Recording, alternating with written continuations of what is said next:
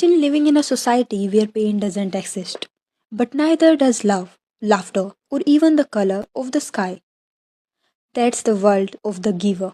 Imagine living in a community where every decision was made for you, your job, your family, even the words you are allowed to speak.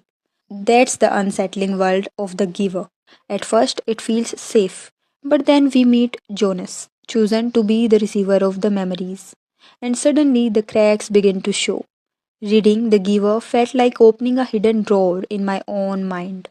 He made me question our choices, even the faithful ones, what makes us truly human.